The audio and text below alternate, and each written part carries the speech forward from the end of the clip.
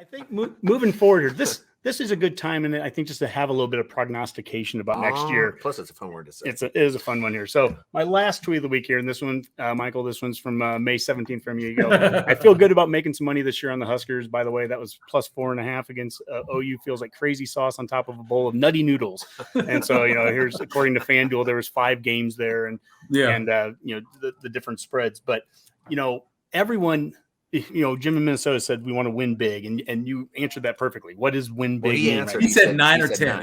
He said 9 or 10. Yeah. But that's win, big. But win big means something different to everyone, right? Rob is going to be 15-0. Jim's going to be 9-10. Dave on our show just wants to get to 6 and get to a bowl game, right? I know, but me too. Prognosticating ahead here. I mean, let's start with you, Michael. Yeah. What do you think is possible? What needs to happen for us to get to 6? What needs to happen for us to get to 9? What happened, and so on. I was having a conversation with somebody, I think it was at the hospital, and the guy was asking me what I thought, and I said, I think they've got a legitimate chance to start 6-1. And he looked at me, and I was like, I'm serious. I mean, you look at the schedule. I could see them losing to Oklahoma, right? I'm not worried about Indiana. I think Northwestern's going to be bad again. The non-conference stuff outside of Oklahoma, I think, is winnable. Eventually, you're going to get to Purdue. I believe Purdue is the 7th game. Is that right? Mm-hmm. Yeah. I think that they're, that 6-1 is a legitimate start. I wouldn't be surprised.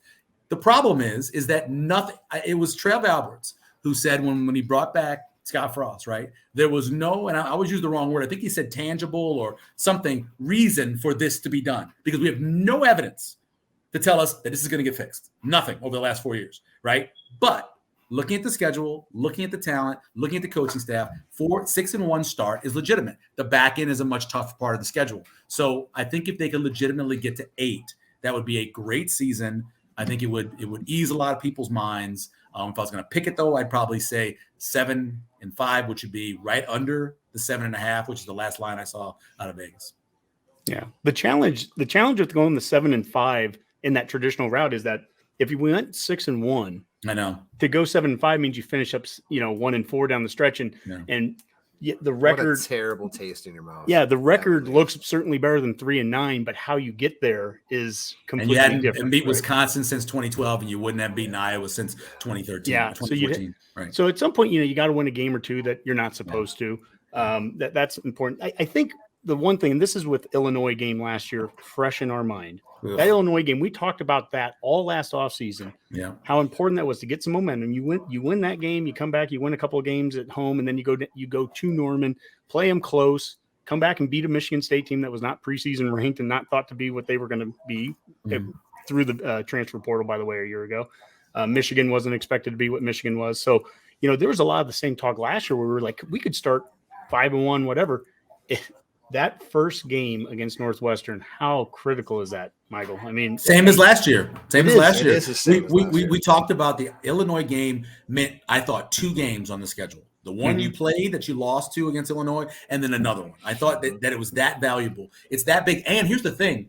I believe the line was 16.5, the Illinois line. It was big, right? The line for Illinois Northwestern just keeps going up because people don't think Northwestern will be very good. It could be 2 touchdowns by the time game rolls around. Wow. You go over to Ireland where you're going to have the most of the fans up over there are going to be your fans because they've been preparing for it for 2 years to go over there and buy tickets and go and do golfing and all that stuff. So you're going to have the home field, whatever it's called, home pitch. You're going to be over there, right, against a team that's not considered to be very good. If you went over there and lost that game and then have to fly all the way back with that misery, all bets are off. I'll be right back. I'm going to go throw up. Sorry. That is just. I felt the same way last year. I thought there was no. I thought they'd beat. I remember before the game, I picked them to beat Illinois by 2 touchdowns. I thought they would win that game by 2 touchdowns. I've been very confident. I've been bet the alt line that they would win that game by 13.5. I thought so, right? And then I watch it, and we get the safety early on. Oh my god! And you're sitting there going, wait a minute, I've seen this movie. I've seen this before. I've been here. I've stood right here. I've been on the sidelines and watched this mess happen. And it happened just like we've seen in the past. Man, It was such a long. Go ahead, Rob. I was going to say, if you were in that car with us driving through Illinois from where you guys picked me up in Des Moines all the way up into Illinois, I mean, these two are sitting in the front seat and like, they're like talking and chattering and so happy. And we're just like, yeah, this is going to be great. This can be great. that drive back was probably one of the most miserable drives I've ever experienced in my entire life with these two students. I had my earbuds in. I was like sleeping in the back seat. I was just, I can't live through that. I can't live through that again. After the game, right? I'm standing on the sideline. Game is ending. And ESPN, Adam Rittenberg walks by. And he says, dude, I'm sorry. And what he was saying was that I know what you're going to have to deal with as someone who's covering them on the radio on a daily basis for this year after that happened. He just looked at me and goes, dude, I'm sorry. Yeah. Like, I've said that numerous times because of my role in the podcast here. The fact that I was just like, well, I'm done. I'm not doing this anymore. But like all the respect I had for you guys that had to go out there and slog through that game and talk to fans who are upset and miserable about it and have to conjure up some kind of content. Like, I'm just like, at the end of it, I'm like, Matt, how many more? I was talking to Honky.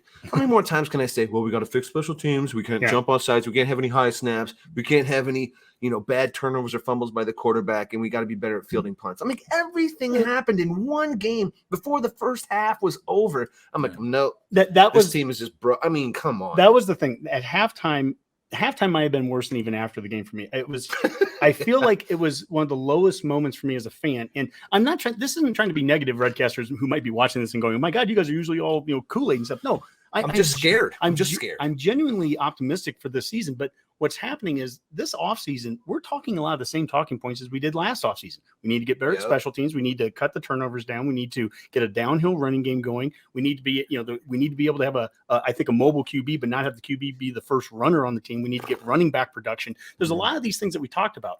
And then by halftime, our special teams hadn't gotten better. We had the punt return, throw it over the head and get a safety. We missed a couple extra points. Yeah. We needed to get turnovers. Well, we got one. We got an interception. Oops. Remember the penalties we have to cut?